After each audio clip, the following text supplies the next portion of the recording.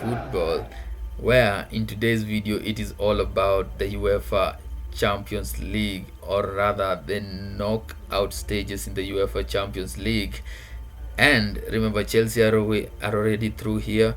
Bayern Munich are through after being way good for PSG, and Chelsea turning things around and carrying the day and going through and making it through to the quarterfinals. It's really amazing, and I know every Chelsea fan out there is really glad. And as a Chelsea fan, I'm happy, guys. I'm really happy after such a long time.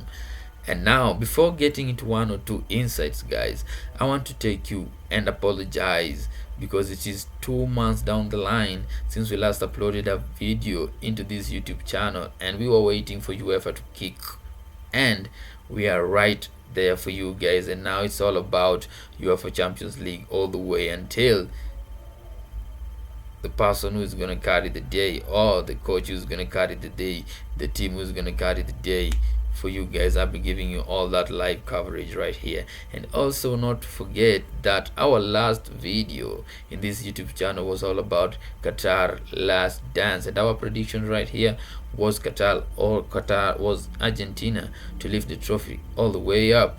And thanks to Lionel Messi being in his best form and his best moment right there for this Argentinian side, Enzo Fernandez, the amazing Enzo Fernandez, the outstanding Enzo Fernandez. Don't ask me why, but you guys, this guy, he's amazing. On top of being having defensive skills, he has even creative skills, guys. This midfielder is world class, amazing. And McAllister and Scolani doing their thing in that Argentinian side. And now we are into the Champions League, and it is amazing to see teams back, players getting their best form. Marcus Rashford, yeah, and Manchester United lifting their Carabao Cup, being hammered 7-0. So many insights and amazing conversation are coming up, and going forward we want to look into each and every one of this conversation. And to start real quick right now in this UEFA Champions League insight, I want to look at Chelsea versus Dortmund game, and the first thing is all about history. Remember, it is Chelsea's 2 goals in a single game this year, and they all come from this German side, Dortmund. It's really amazing. Remember, this Dortmund side, it is like they came into this game and they were 10 games unbeaten, and Chelsea pulling such a fight and proving that they can go 2 goals up. Remember, in the first leg it was a narrow escape. I really did feel like Chelsea lacked the jigsaw part in the final third, and they were not that lethal, so they were not converting their chances into goals. But now going to this second leg, even if it was a retake, guys, but having a penalty means that you guys are attacking, okay? And then Chelsea pulling such a fight, the time that the coach really wants you the most and the time that the fans wants you the most, is really amazing. And thanks to Chelsea fans, guys, they were all the way up into this game, and the way they were cheering before the game, it was really amazing. And another insight is that, guys, Chelsea let off pressure but answer every question asked about them as they changed tides for Porto. It's amazing, guys. These guys changed tide for Porto. Remember, Porto was going into this game like 2 games given. If he's beaten these 2 games, he's out of his Chelsea contract. And now, guys, Chelsea players turn tides for these guys, and thanks for Sterling and Kai Havertz. Yeah, and remember, before the game he said that Kai Havertz is now our penalty taker before Jorginho, the world-class Jorginho, world-class Jorginho went for our rivals Arsenal. It's amazing. Now Kai Havertz is our penalty taker, and taking his first penalty like that, it's really amazing because the technique was good, repeating the same technique and placing it at the bottom corner in the same place after hitting the crossbar. It is amazing, guys. It is amazing, and I'm looking forward at this Chelsea team, and I really do feel like going forward they have something to prove. And another thing that I really do pick is that Chelsea fast, intense energy and forward move mind game way good for Dortmund. Chelsea had an intense game ever. I could see them making fast run, thinking very fast with Enzo Fernandez, the wing backs, Reece James, talk about Ben Chilwell. They were very fast. Cucurella had his best moments in that game because he was man of the match. And without a doubt, this guy was not waiting. Interceptions were right there. He was not waiting for you to make a turn and face him on 1v1. He was right there with interceptions, making crosses and defending well. What I need from him is to be consistent. If Cucurella could be consistent in that left side and Belashier also to be consistent in that left hand side, Chilwell not to be injury free, guys, Chelsea are going all the way up. And then when the right wing back, talk of Wesley Fofana being in his best form, we could see him set pieces. This guy is way good. I could compare him with Thiago Silva, and he's at a lot.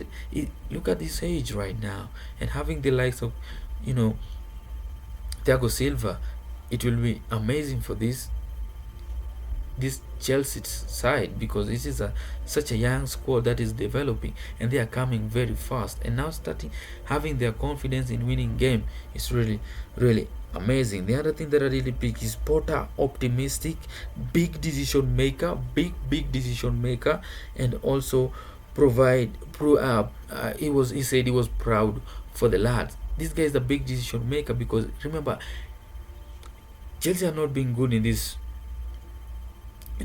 season since Porter took over from Thomas Tuchel.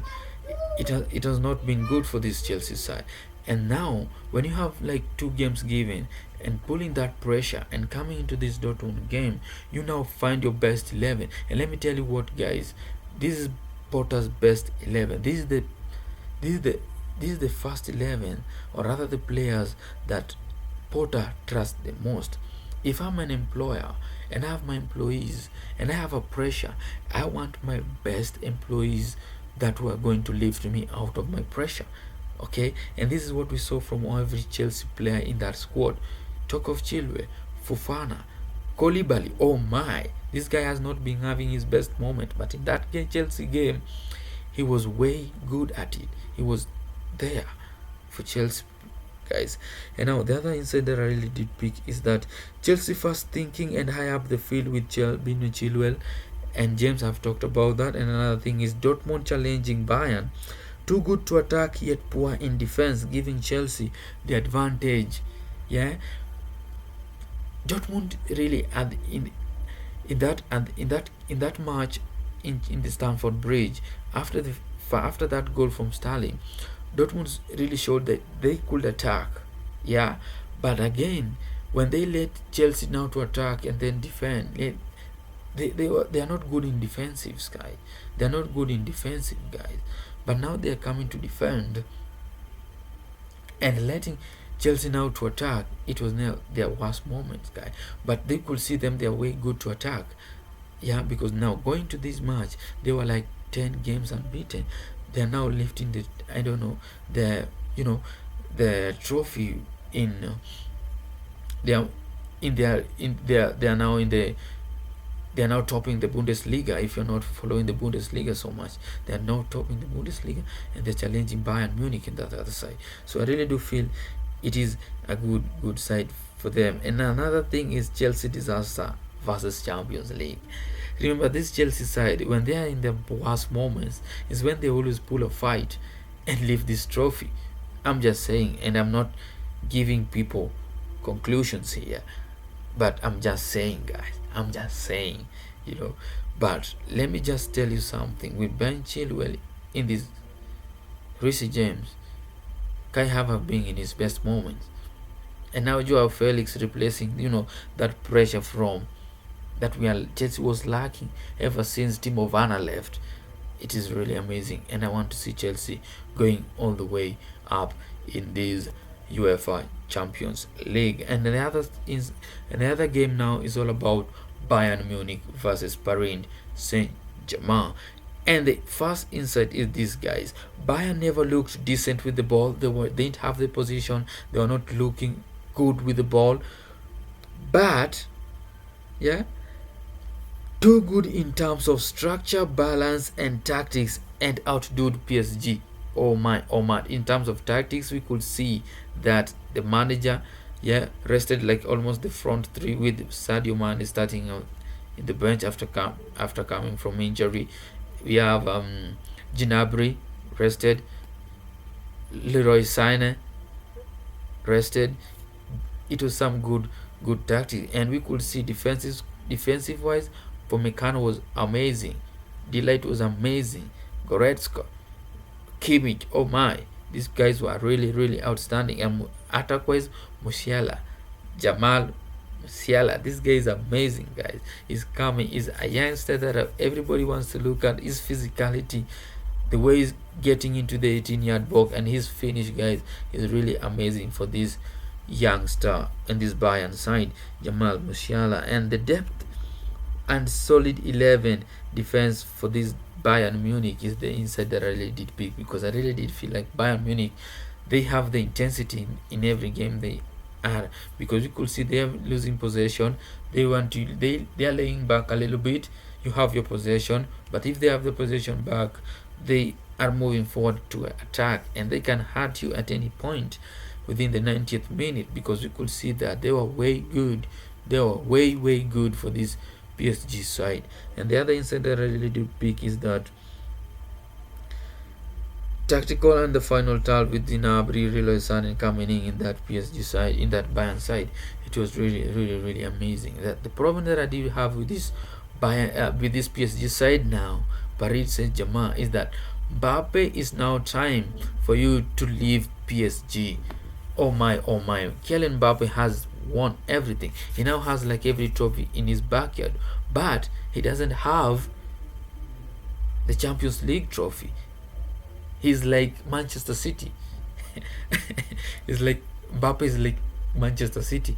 Manchester City have like 9 trophies within their backyard, but no success when it comes to the Champions League. You can check all about so many articles about that in Switch TV media, where I'll be platform, where I'll be giving you the link down in the in the description, guys. So it is so many conversations are arising, guys, when coming into the UEFA Champions League. Now the insight about one or two negatives about PSG is that no space for Mbappe, no space for Messi, with Goretzka, Kimmich, Pomecano and Delight being way good in defensive wise and not creating spaces for these two lads. It is really amazing. And poor performance from Messi and Kylian Mbappe, even after winning the trophy, and Mbappe being, to be in quotes, one of next Messi.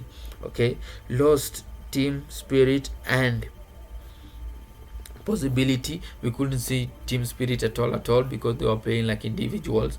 You can see making runs individually and trying to score goals individually can't make you win a match. We need to play as a team. Okay, pass me the ball, I pass you the ball, let's create chances and convert our chances into goals is what is needed. And I really did feel like PSG were lacking this at the moment. And another thing is all about when I look into this, depends on individual performance and lack unity is what I've talked about, guys.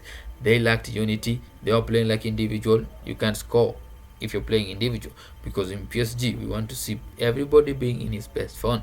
Even if they lacked Marquinhos, Neymar, and they are proving for us without Neymar they are lacking creative midfielders. These guys are lacking creative midfielders. We could see that, and this shows you guys that they have to prove going forward. And also all walking and slow jogging, we could see that from PSG players. The moment Bayern had the ball or the possession, we could see them jogging and walking. The likes of Mbappe and Messi, they are not helping the team to defend. Truth be said, guys, if it is bad, it is bad. And that game, PSG were no way good, in terms of structure, performance, even if they had the possession. But attack wise, the final third was never that lethal, and I really do feel going forward they should improve. And it is time for Messi and Mbappe to leave this team, and I really do feel they have to be in a rebuild. And if you're in a rebuild, you have to get hurt Just look at Chelsea, just look at Arsenal, just look at Liverpool right now. Yeah, if you are in a field in a rebuild, whether be in the final third, in the midfield, or even at the defense, you have to struggle. You have to struggle be going forward, but you need to curb that problem. And moving forward, we want to see people scoring goals and creating chances. Tell me what you think down in the comment below, guys. And we are back in a massive way and in a major way. Thumbs up for those who are watching, and subscribe. Yeah, let's continue. Let's watch and get into it. If you love football, let's talk football. And remember, so many articles are coming way down in the description. You can check out on the Switch Media for more and more insight, guys.